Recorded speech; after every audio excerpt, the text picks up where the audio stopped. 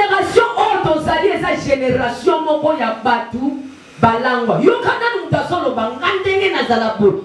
Ngana za chamutu. Donc mutonda molaza ne kana bo. Siko awa asali ate. Moya mona makambu o eza na Babylone. Yo kate me mususu. Ala me moninga na zabunganga basa kalanga te. Oyo ezala a. Oyo ezala.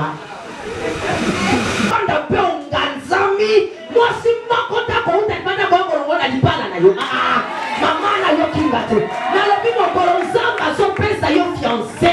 Mwasi makwa kolonga fiancé wana. Azate. Ata pesi makeup. Abalusi makeup china sima mkongo. Akolongola te. Onzamba pesi yo. Car la Bible me dit, c'est la bénédiction de l'Éternel qui enrichit. Et cette bénédiction ne fait suivre d'aucun. Dans la vie, c'est la bénédiction de l'Éternel qui enrichit. Et cette mariage ne fait suivre d'aucun. Ce qui parle à la haine, c'est là qui a mis Goussana et quoi non zéro. Et comme il parle à Diki.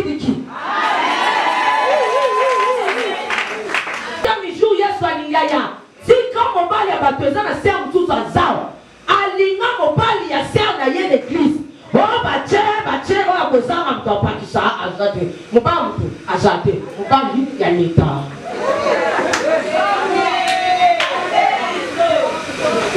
Est-ce que je peux prêcher? Est-ce que je peux prêcher? D'accord, nous sommes dans le tel cas de mission, nous sommes dans le cas de mission. Nous sommes dans le cas de mission, nous sommes dans le cas de mission, nous sommes dans le cas de mission.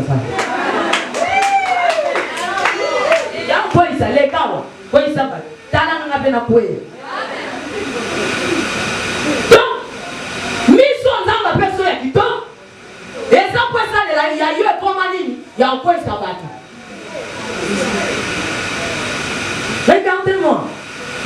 Il y a des gens qui vont ça. Donc, c'est total. Jésus revient bientôt. Église, quitte dans la distraction. Yamba Yesu maman. Yamba Yesu Antunga, Yesu Aku.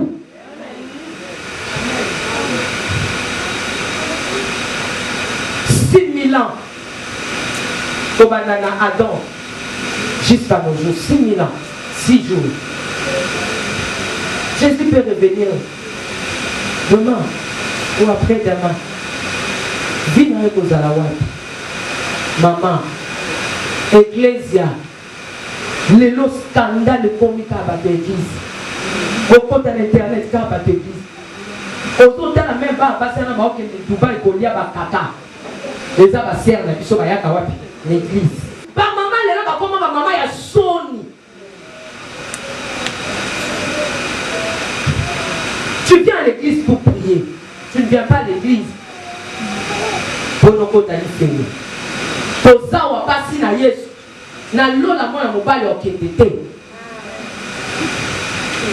Na lobi na lola mwana mobali akota te. Kaka nani? Mwasi. Ndozo mona basi mususu bazali awa. Mama akozwa mbongo na ye moko. Akelu kote. Aobenga siko mobali. Iya papier, iya papier. Kusawa pia upanda bando zona silo na violo na monote na kapela na lengu le sili na monote ukomi bwa pio.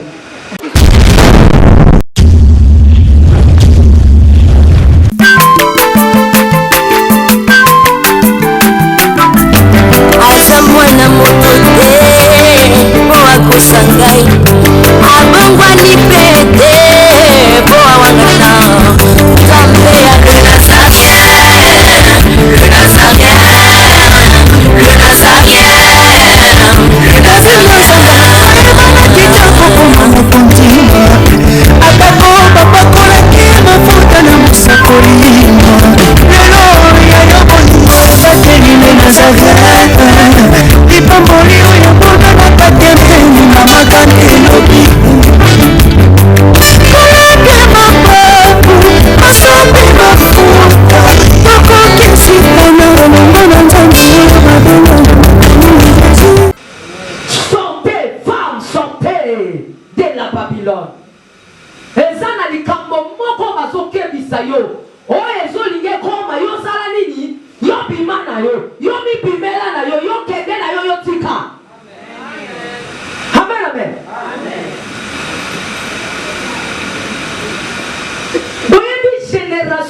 tozali eza génération moko ya milangwa. Eza génération moko très dangereux. Yango na lingina senga na yo mutoza. Pardon. Est-ce que soki na tei na obima? Quand tu me fais ça, K.O. na obima. Vous savez qui hein? Na obima A. Merci à tous mes enfants qui m'ont accompagné. Ils sont là. À la fin, je vais vous présenter. Génération Otozali, esa génération moko ya batu balangwa. Yo kana mtasolo bangandenge na zalabu. Ngana za chamu tu. Donc, mutota mbola zane kana bo. Siko awa sanini ate. Moya mona makambu o eza na Babylone. Yo kateme mususu. Alabe moni ngana za nganda basa kalangate. Oyo ezala a. Oyo ezala. Amen amen. Chikoyo azota mbola ndenge. Génération non. C'est une génération etona na kwiti. Yo kana lukati ya génération tozali bana masanga mo basale na biso babe bachaka bolo. Babe yango esprit. Esprit yango te, yango te na oui tromper.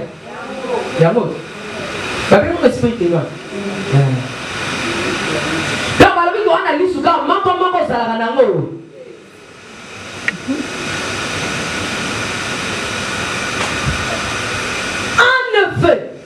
Je priais le Seigneur et je prie Dieu.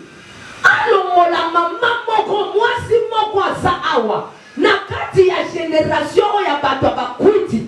Nakati ya génération ya basi o mitu e katana. Nakati ya génération ya basi o ba resona na bangote. Ame mayona kana na yo na bisika oyo nsam akanela yo uta éternité. Mais avant de prêcher la femme, j'aimerais d'abord parler de cette femme qui est l'Église. Parce que l'Église a un problème sérieux. J'aimerais parler d'abord, parce que lorsque nous parlons de la femme, moi si il y a des bossos à l'Église. On a dit que l'Église est à Mbulunga. Makambo Bebe Rosanali, Mbulunga. De l'épouse de Jésus-Christ, la femme de Jésus-Christ, qui est l'Église.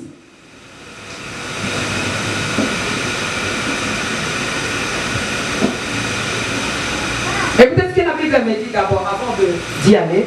Éphésiens 5. Éphésiens 5, 14. La Bible nous dit ceci. C'est pour cela qu'il est dit, réveille-toi, toi qui dors. Relève-toi d'entre le mort et Christ t'éclairera. Amen, amen. La sakoli ni kolamba mamoko. La muka petelema nzamba ungengisa yo. Ata molili o etonda na famille na bino. Yonde mutu nzamba zonga na kopelisa mwinda. Na zonga etela oli solo. Mwinda ya nzamba ezali. Loko mwinda sinete. Wesa la zonga yeke. Zonga lige ye, zonga lige boi. Na lobi mwinda o nzamba akota na bomo ina yo mama. Ya mwinda o ekokata na tamu kolomo te. Oyo kikate. Eza mwinda ya dele stage. Ke eyele lolo biwa upesa kuna. Na lobi soki nzamba perisi mwinda na bomo ina yo. Muta olongolongo. Asate. Soki nzamba kotisi mwinda alibala na vina yo. Oko fanda pe unganzami. Mwasi makota ko uta nipanda kwa olongo na libala na yo. Mama na yo kingate. Na lobi mokolo nzamba so pesa yo fiancé. Mwasi makwa kolongo fiancé wana. Asate. Ata pesi make-up. Apalusi make-up china sima mkongo. Akolongola te. Onzamba pesi yo. Car la Bible me dit, c'est la bénédiction de l'Éternel qui enrichit. Et cette bénédiction ne fait suivre d'aucun. Dans la vie, c'est la bénédiction de l'Éternel qui enrichit. Et cette mariage ne fait suivre d'aucun. Ce qui parle à la raison qui a mis Goussana et quoi annoncer. Et comme il parle à Diki. Okomaka na fata même ne pas la salam. Oh, va de beaucoup la bande. Vanda la mouta par la maille. Yo va de beaucoup la bande. Nalobi, et ouais, mais comme il va la moya au point. Yabakwa kara. Amen, amen. Fini mariage à Kwakara. Je t'annonce le mariage. Il y a Diki Diki. On descend parce que ce soit peut-être campagne. Non, mon mari, non. Amen, amen. Amen, amen. On dit s'occupe pour l'ingrat à la balle. Et le bisam tata va français. Mon lingo est fan des alanalinga la suite. Oh, quand maman, je dis papa, est-ce que ça va en français? Mais dans la cave, si ma tête est dans la lingala. La lingala. Autant la comment ma famille papa. Aucun me dit, oh mon Dieu. Il y a un papa comme Azate. Viens job Azate. Viens lui en Azate. M'implique pas là où elle est dit. Oh, kaka pépé. Mon chou, mon cœur, ma langue, ma jambe, mon pied. Amen, amen.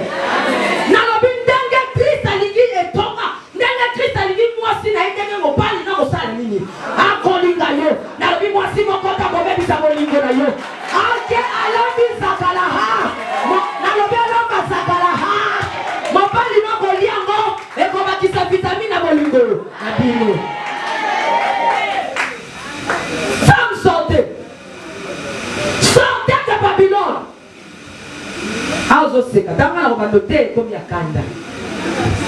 C'est comme là. Relève-toi et le Christ t'éclairera. Zamako tisamunda na libala na yo, musala na yo, na veni na yo, Zamako tisamunda, au nom puissant de Jésus-Christ.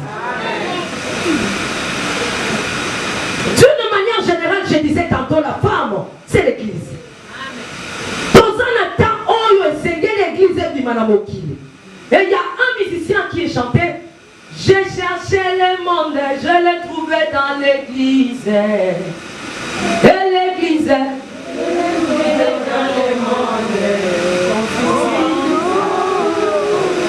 Oh, moi c'est à Jésus. On continue l'église. On est l'église à Jésus. Toi, c'est l'église, il y a Moki. La femme de Jésus. Nous sommes dans le temps des ivresse. Maman, mon papi, manakuchi. Mon qui les a vu sauter. Et dans la Bible nous dit, nous sommes dans ce monde, mais nous ne sommes pas. Femme, tu es dans ce monde, mais tu n'es pas de ce. La femme, Azana Montouya est belle pas ensemble. Merci dans mon doigt, tu es Azana qui est inspiré. Moi, c'est Azana Mouta Chakana Yete. La femme. Donc, comment? Au Ganga. Amen, amen. Faisons d'abord l'étude du temps. Le temps où nous sommes. Parce que je vois comme si l'église est en train de jouer, pensant que nous avons encore le temps sur terre. Je veux prêcher la Bible, mais laissez-moi de te parler d'abord du temps. La Bible nous dit 1000 ans. Ah, ça m'a cassé. Amen, amen. 1000 ans et pas un zambé salaka. Un jour et pas un zambé salaka. Je compte les minutes étudier. Lorsque nous calculons, total, banda Adam, jusqu'à Noé, et ça l'a 1000 ans. Comme Adam, si tu as Adam et Noé, et ça l'a combien? Et lui, ça l'a Noé, si na Abraham, et ça l'a fait combien? 1000 ans. Et lui, ça l'a combien de jours? Hein? Comme Abraham, si David, et ça lui fait le sous-sous. Et lui, ça l'a combien de jours? Comme na David, si na Jésus-Christ, et ça lui 1000, et ça lui combien? 1000. Et lui, ça l'a combien de jours? Comme na Yesu Masi, Adam Wayaki. Qui non le sali combien? Et sali combien? Yoga il y a le 1000 là, pas le 14 qui est 1000. Et sali combien? Donc combien a combien de jours? Hein? C'est 6. Donc combien a? 6 jours. Or le chiffre est 6. Et ça dit chiffre de l'homme. Parce que la Bible nous dit dans Genèse, l'homme a été créé jour. Et le 7e jour, Zamba continue à nini. Et nous continue déjà na 6e jour. Ce que nous avons tozana nous akangolo ensemble. Sinon teme Yesu esa sala nini. Yo zalaka mwasi abakwiti, zalaka mwasi acha mutu bakata, zalaka mwasi olingi kolia banyei na Dubai. Est-ce que mutu moka kenda kolia nyei na Dubai azawa? Est-ce que mutu moka kenda ki Dubai azawa? Na batu bakenda Dubai bawangani. Bon, na changer mutu moka nika kenda Dubai azawa. Na ningina sakola na mutu moka nika ke Dubai, na nika ke Dubai. Encore baki kopa Dubai dini. C'est Mikolo na boy na sakana pour na Dubai Mikolo. Parce que souvent que Dubai tous à la bonne confiance. Amen amen. Et nous va que tu salues déjà 6 jours. C'est là on dit que Jésus revient bientôt. La femme ou bien l'église doit quitter dans la distraction. Moi c'est Seigneur ya longa na kati ya kwiti ya mokile que mokile comme lengi moko sakana te. Hein? Bah tu n'as bébé. Au moins la maman pour la suite bébé pour tu. Yo kelenga mokile. Ata ba bra ba sala ngoto. Oba mtaba Yesu. Fanda na yo. Yo ko ba fanda na yo eh. Zualo, do Yesu fanda yate.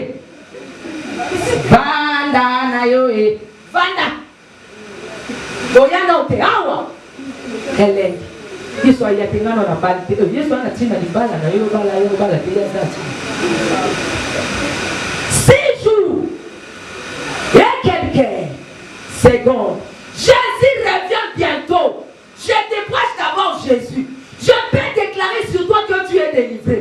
Tu peux être délivré sur terre. Mais ceux qui ont pour que ça nous aille.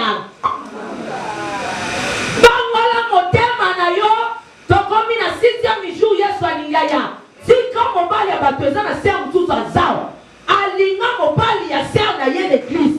Oh bache oh akozanga mto pakisa azate. Mobali mtu azate. Mobali ya leta.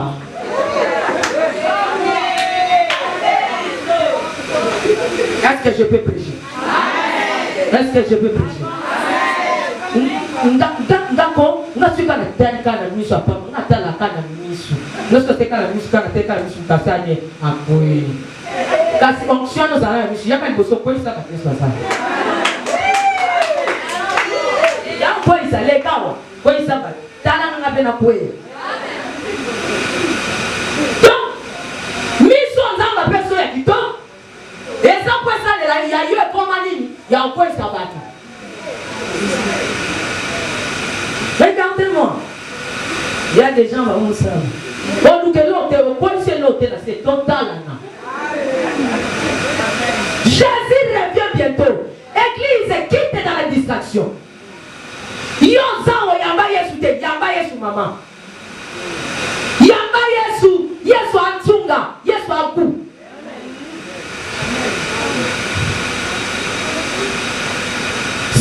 ans.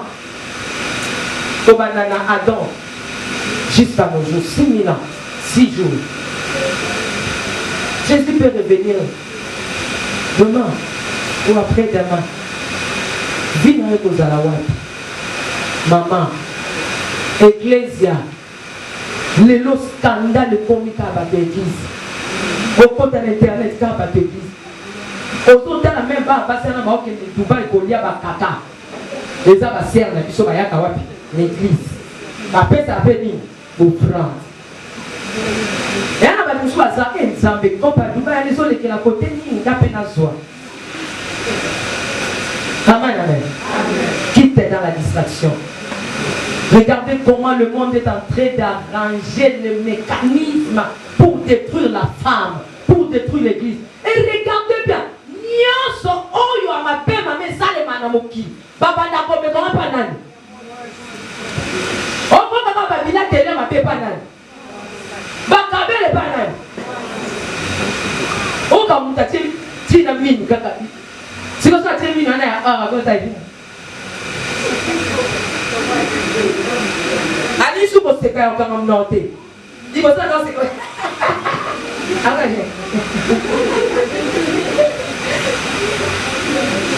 Même les mamans,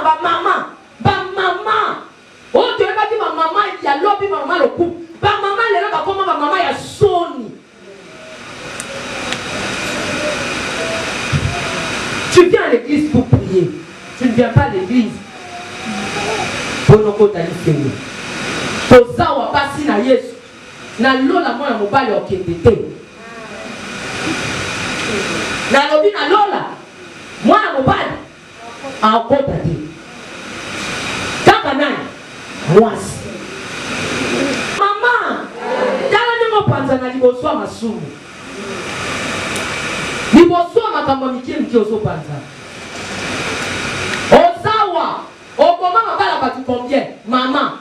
Baema bala mwana moninga. Bakuta no maloba ni yoro mapona mwa. Oza trete ozawa. Au. Ndemo na kufa tika bana. Mama ozawa. Sortez la Babylone. Moi pour moi, j'ai trouvé Babylone. Et ça va système Yamapé. Système à Bondoki. Les gens prêchaient Babylone comme église catholique. Oh, Babylone la grande, c'est l'église catholique. Mais c'est que les chrétiens des églises de réveil font, c'est plus que même les chrétiens des églises catholiques. Est-ce que je peux prêcher?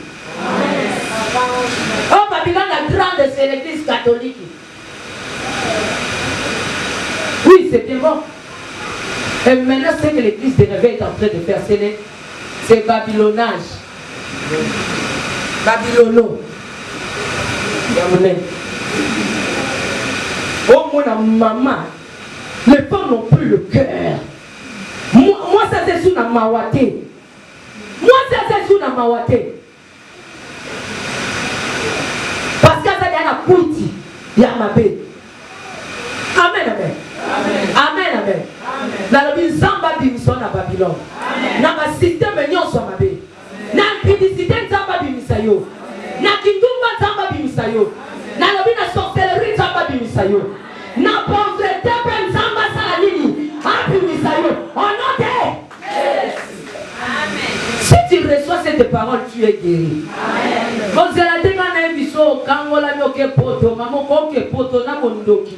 Okota lola te. Amen. Okota lola te. Je vais lire mon verset de base. Je pense qu'avec ces versets, on continue à continuer. Comment sortir de Babylone? Pendant que le Babylone est un système mis en son négatif. Où ils ont permettre de avancer. Où ils ont permettre de s'épanouir. Où ils ont permettre de pour qui sa mission dans la Samabélé. Maman, femme, tu es ici. Nous sommes bâtis dans la mission dans Samabélé. Nous sommes bâtis dans la mission. Et ça, pour comprendre la mission, on dit on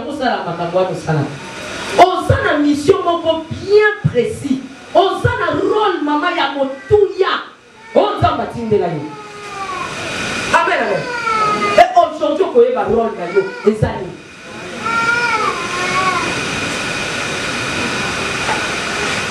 Écoutez un peu là pour me le moment. Vous savez que la femme, comme je viens de dire tantôt, que moi c'est un rôle moko ya makasi dans mon kilo. On dit pour na mokile beba, et beba la zelana. Pour mokile bonga, et bonga la zelana. On va avoir rôle moi ça jouer. Même pour y soit zonga, ouais au zonga. Écoutez-moi bien. La femme a un rôle dans ma casse pour jouer dans la société.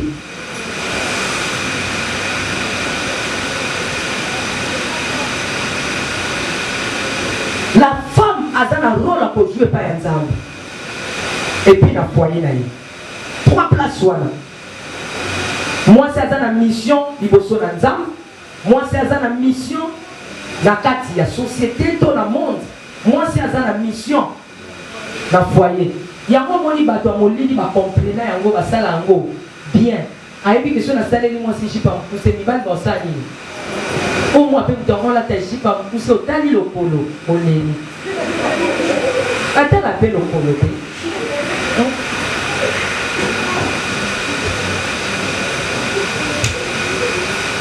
oka moto alobi mwasi na basi mwa mbele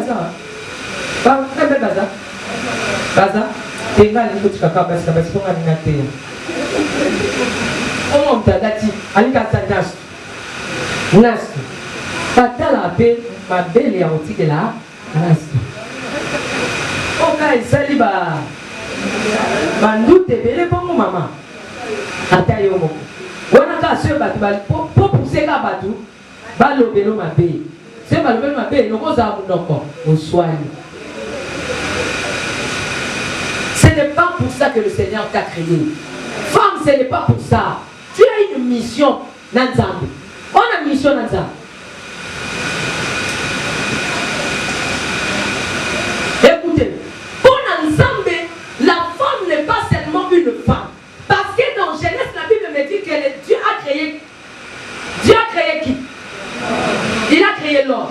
Et lorsque Dieu a créé l'homme, il y a un peu Nzamba kela moi si tu as la femme te. Dieu n'a pas créé une femme. A créé la comme motu. Aide semblable. On dit comment moto jamais. Femme appellation on t'appelle ça mon âme. Et ça Nzambe te. Nzambe a créé qui motu moko kombo na ye. Aide semblable. C'est la femme. Mais comme Nzambazo reconnaître comme Adam a personnalité. Là, si tu es une femme, tu es pour Adam. Mais ce soir, moi je viens prêcher une femme que le Seigneur Dieu a dans la mission à commissionner mère. Amen. Amen. Amen. Je viens prêcher une femme. On Nzamba longoli la dimension ya Adama. En commission nani? Mais quand la disama Sarah, Nzamba solo bana Sarai. Alors bien te bakobengo lisusu. Bakobengo nani? Mère de nan. Na lombi na moi si mo kwaza. Tu n'es pas seulement une femme ya makamba michemike. So oza moi si ya lobe za ya makamba michemike. Oza ki moi si ya eta. Oza ki moi si ya mokili. Mais le lota mo zo bima. Okoni mère. Maman ya makambo epele. Moi si ya ma frère. Moi si ya mbongo. Moi si o sengela pas la PDG ezayo. Toi moi ça pas matin. Dans nous ça moi ça pas matin. Même tu es si tu es une jeune fille, jeune sœur, osa moi si à kosakana la terre. Je prêchais, j'avais une invitation la semaine passée. Avec les mamans toujours dans une église à Lingwala. Dans le biango, moi na mon bali wana. Bah j'ai c'est un autre moi na mon papa. Bah papa la tête. Oh. Bah j'ai c'est papa la tête papa. Na lobi moi na mon bali wana ozala. Tala no kitoko. So zere tata tchana. Omimuna que tu es une femme. Moi mon bali wana na timeli wana peta ko batata. Dans ma pétion bata. Yokayo.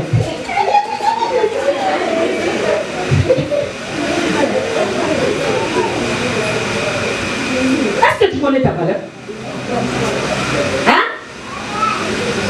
Pétion ma pétion. Non, tu vas dire quoi t'es mon sokwe. Le côté naïté.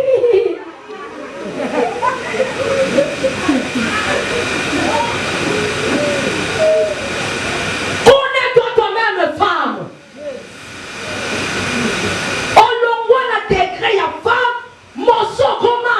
Mère, tu es pour Dieu. Mission, na yo esa ya kozala mama ya mabota.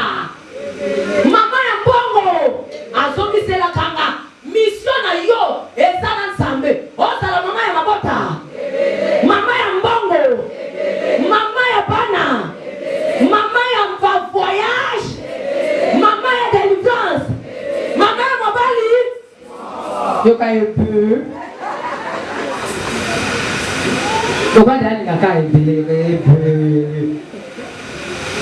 Ça, c'est ta mission pour Dieu. Combien on n'a pas battu? Tango batamo kilba, tango mama ba mo na pamba. Mais va pas solayo spirituellement nzamba mo na kati na ba faire. Amo na kati no femme d'affaires. Ba maman ba okende Dubai ba ozonga ba lekyo ne l'autre, hein.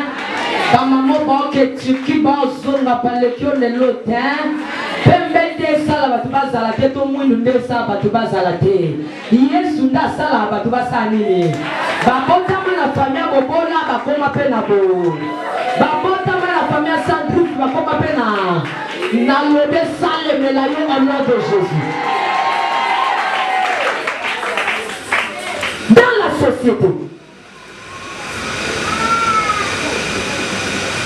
la société, la femme incarne l'éducation pour la nation.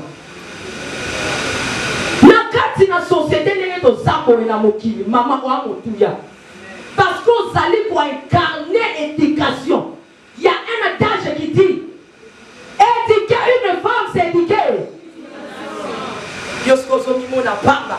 Bamba. Na maman, obisi ba maman. Ba maman éduque na tête mu bana même. Non. T'avais loge dans ça là, maman. Femme. Babi sur ba éduquer moi si quand mon corps, ba éduquer nation.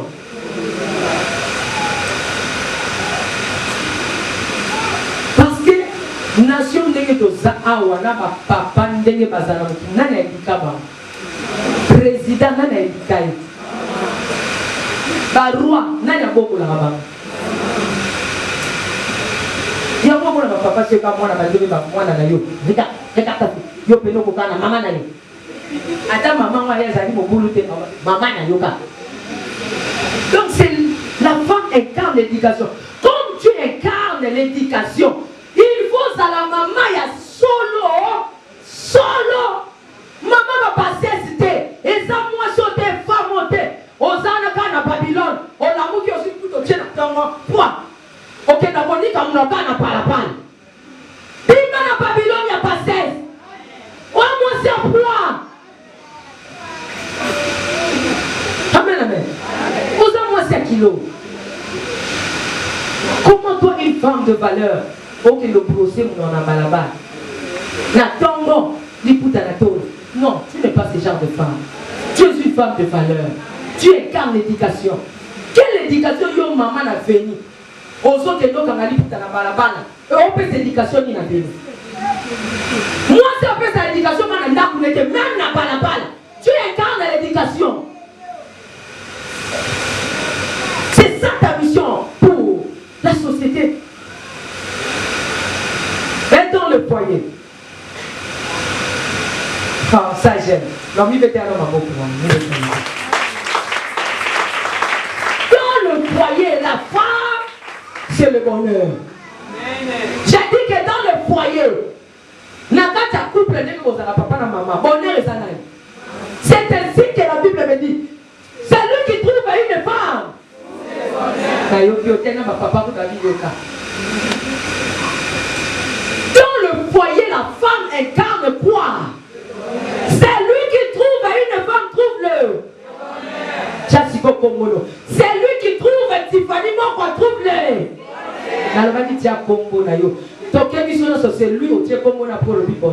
C'est lui qui trouve Tiffany Moko, trouve-le.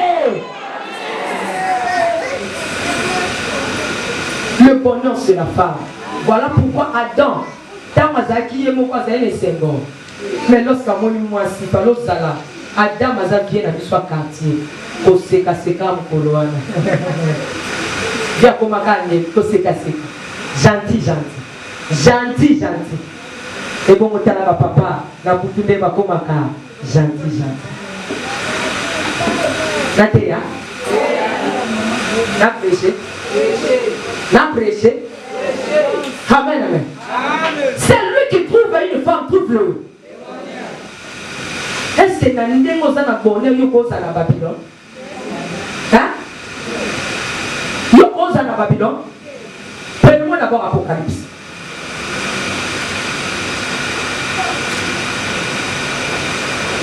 Apocalypse.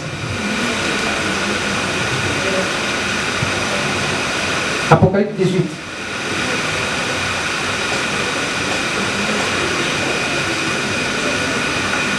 Après cela, je vis descendre du ciel un autre ange qui avait une grande autorité, et la terre fut éclairée de sa gloire. Il cria d'une voix forte, disant, elle est tombée, Babylone la grande. Elle est devenue une habitation de démons, un repère de tous esprits impurs, un repère de tout oiseau impur et de odieux. Parce que toutes les nations ont bu du vin de la fureur de son impudicité. Et que le roi de la terre se sont livrés avec elle à l'impudicité. Et que les marchands de la terre se sont enrichis par la puissance de son luxe.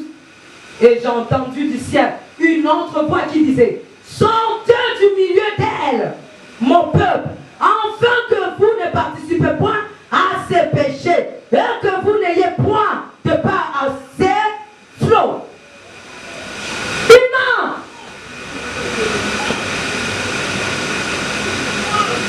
Amen, amen. Humain à Babylone. Non, la mission que demain on est à Babylone. Qui t'a dit que toi tu es pauvre? Non, non, on va mettre le sur. On sent bonheur. Le banasa maman bonheur. Tu n'es pas une femme pauvre. Tu as le bonheur en toi. Balobi Babylone est comme Bisika Oyo. Impudicité sali. Et Fanny. Nzoto na yo benga mate maman. Ezala nzoto ya impudicité. On impudicité beaucoup n'est pas moi la mobile. Et joie à vitesse, mais pas moi si. Et pas moi si. Son impudicité c'est qui? Adamo kangasi na bo benaye. Ya oyo kaka posa. Ndozo mona basi mususu bazali awa. Mama, akozwa mbongo na ye moko. Akel côté. Aobenga siko mobile. Iya papier, iya papier. Kusawa pia opanta bando na silo na violo na monote. Na kapela na lengu le sili na monote. Ukomi bwa pio. Parce qu'ils sont en ailleurs comme Babylone. On connaît si encore c'est quand il y a une publicité maman pima. Combien de fois on constate mon pali na yo? Babylone. Yo ne ozana comme aucun de Babylone les a. Babylone est à kanzoto no moko. Il faut bima na kati na ngo changer pour so maman. Changer pour so. Na lobi changer pour so. Nguma kudu soka meli mudu. Alongola ka poso wana lati poso mususu. Mama boni yo ko changer poso te. Mwana wana pesa mobali wana zalaka yaye.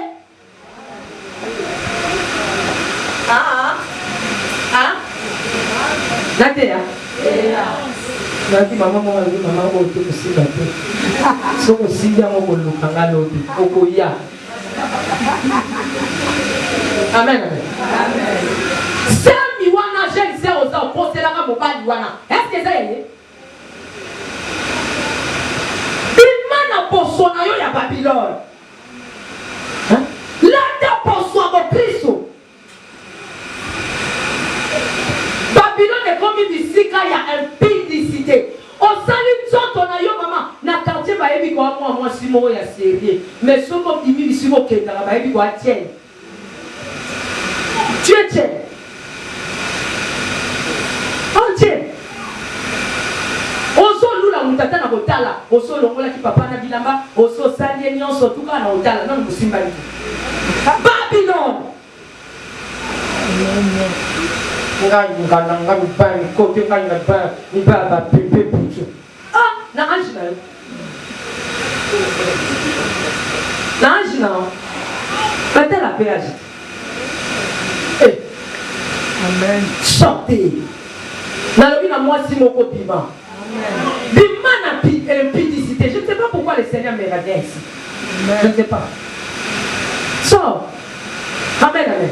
Amen. Amen, amen. Amen. Bima.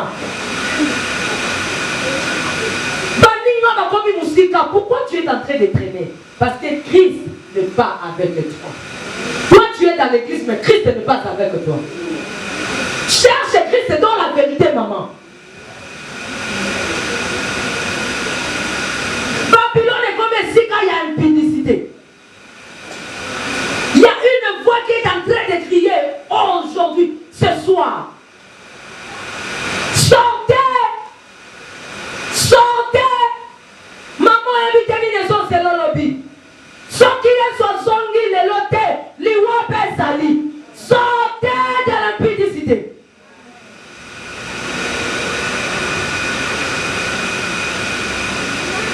Non, non, non, non, non. Ceux qui famille n'ont pas la babole belé aux amobola. Qui t'a dit ça? Bima na bondo qui a bota la bima. Bima. Sortez.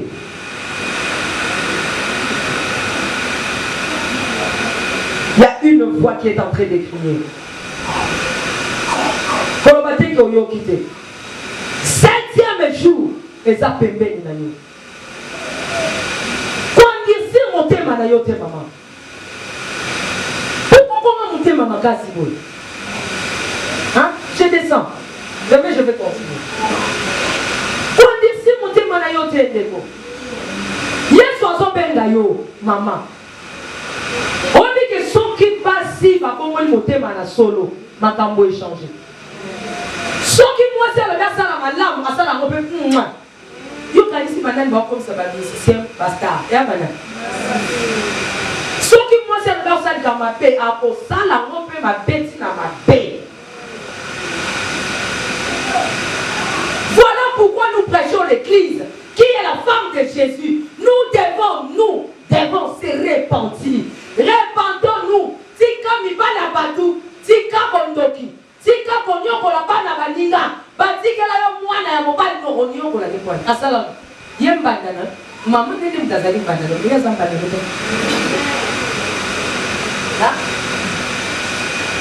L'homme n'a rien à bâler. Les gens mènent les appels. Il y en a qui n'ont mis la table de la salle qui m'ont bâlé.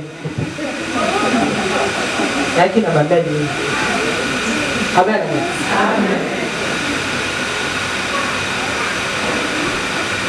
Répandons-le. Répandons-le. Si tu te répands dans la vérité, aux ânes et la maladie. Christ avec toi. Ah, maman télémana, il a dit ça pour moi, c'est mon tellement ici pour vous.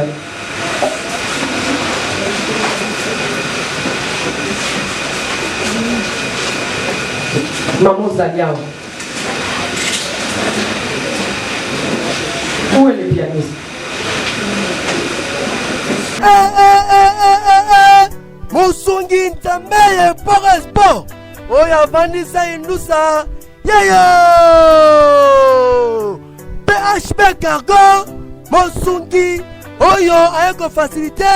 On a ma conteneur la bino. Osa Mobimba. Exportation. Ya Dubaï. Kinshasa. Angola. Pe Tanzanie. Yomutu. Vous êtes commerçante, femme d'affaires. Au sommet de Tukanoyo et Kangama la Dubaï. Au Lugamoyo comme à Kinshasa. Là, l'on prend un bébé pour PHP Cargo. Avec le Gangodada, à sa exportation, pour conteneur, Dubaï, Kinshasa, Angola, Pe Tanzanie. Au Seki, nous avons le Goyamboka. Basuka Gawanate, Bazali Kopesa, visa à Dubaï. Na 24 ans à Pamba, ok, Benamboka Paul Lien de Yombala, billet à Dubaï, sauter comme ça problème. Na PHP Cargo, Bazali qu'on facilite Bino, il faut comme na Dubaï, logement de yo, et Zali assuré. Bokozwa, PHP Cargo, musique de Awa, na Vallée de la Paix, numéro 12, l'immeuble des ambassadeurs, référence, na galerie présidentielle. Osa Mobimba, en face à boîte de nuit, champagne au bar. Soki, on se fait une promotion Oyo, Bobenga, PHP Cargo, pour la Kinshasa, la zone 81, 85, 000, 72. Pelle Soussou, 097, 89, 99, 676. Et bon, Angola, plus de 244, 92, 48, 016, 82. Et bon Dubaï, plus de 97, 15, 47 70 86 24. Ah, PHP Cargo. Pas voisin, bon mais la paiement. Bon soyez idée, hein.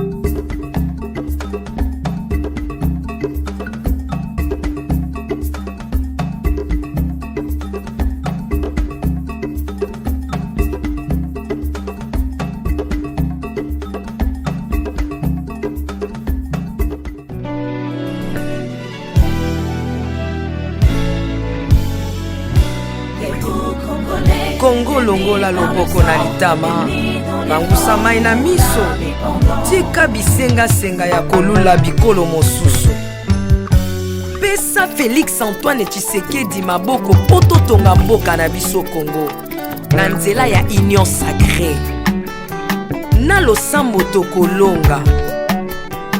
Oh toi qui écoutes la prière, tous les hommes viendront à toi.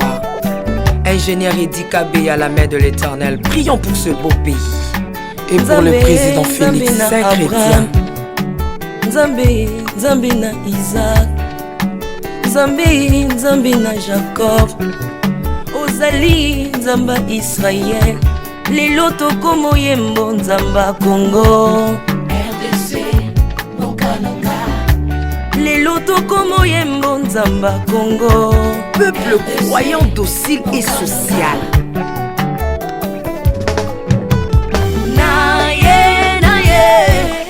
Naye bisayo makambo sali na bokonzi mboka nanga Congo. Selon Luc 1,52. Tu as renversé les puissants de leur trône, mais tu as élevé un homme le Congo.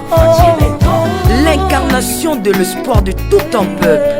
Salomon de notre temps.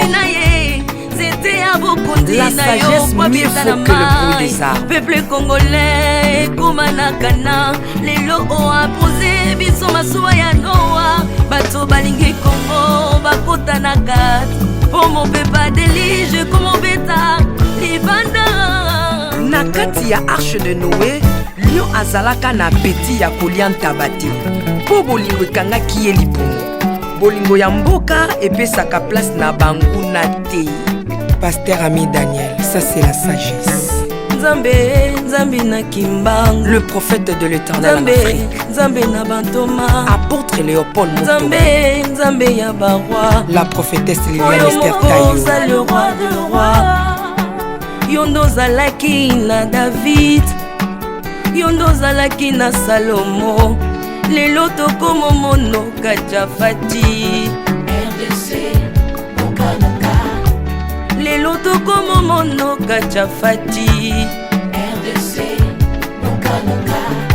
Mboka soki ekambami na bana mboka ya solo oyo balingi mboka ekole komaka terre promise. Pasteur Koutino, Mameli Koutino, Accent Mongo Baba. Bolingo na yo na mboka ya Congo, lelo o imposé biso masuwa ya Noa, bato balingi Congo bakota na kati, pour mon pepa délige comme mon bêta. L'Afrique a la forme d'un revolver dont la gâchette se trouve au Congo. Mwambi wa Nzambi, Alpha Lukau, Lomba Bwadji Tungaje. Zawadi Tungajani, Maman Denise Nyakiro Tshisekedi, conseiller pour papa. Acte 24 verset 3, Code Mboka Nangai. Yango nazo bondela yo, batela mokonza mboka nanga Félix Tshisekedi Tshilombo. Mwambi Jean Oscar Kiziami na Kibila. Kupeka tuyabe na Egypto, batika bayi baswani Kongo Afrika mukanana to. Mwambi wa Nzambi Marie-José Ifoka. Lelo Kongo ezwi mokonzi, oya lingi yo Nzambe balingi mboka nanga. Yesu Masia tokozongisela yo nini mpona bolingo na yo na mboka ya Kongo opesi biso ya malonga. Basali na yo bapakoli ye mafuta, ndengo pakolaki bakonzi mafuta, ndengo pakoli pe mokonza mboka na ngai. 32 plus 18 epesi 50 nano asali 50 atandeli Yesu na Kongo Kongo ekobonga kaka. Mwambi Roland Dalo Mwelamani, Mwambi William Tindwa Kapanda, Jacques Kangu Kongo eza Mwambi wa Nzambi Este ya Kongo eza eteni moko ya nzoto ya Kongo. Basi na bino eza pasi ya Kongo moko. Ekibela na biso nyonso na Kongo eza kaka Yesu. Mwambi Jedeo Lumana, Mwambi Marcelo Tunasi Mwenamani, Mwambi François Mutombo, voici l'homme Mwenamani. Mpona bokonzi Kongo azwi na Union Afrika yaka to célébrer. Okoki kozala na tendance na yo, kasi oyo eza likambo ya mabele. Célébrer. Mwambi Godempo, Mwambi Tambuluko, tu as un Mwambi Jean Bosco Kindomba, Mwenamani, le pasteur Freddy Odiembo. Voici comment l'Éternel a tendu sa main dans mon pays en nous donnant ces bons présidents Félix Tshisekedi. Le Congo doit changer parce que vous avez un beau pays. Et je vous fais le serment que d'ici la fin de mon mandat, vous allez voir un Congo nouveau.